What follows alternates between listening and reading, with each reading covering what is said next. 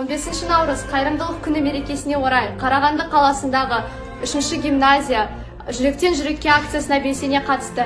Әр сынып оқушылары мен ата-аналары және де мектеп ұжымы жақсылық жасауға өз үлесін қосты. Всех учащихся, родителей и учителей благодарим за активное участие в благотворительной акции «Жүректен жүрекке». Қайырымы мол жандарға мың алғыс.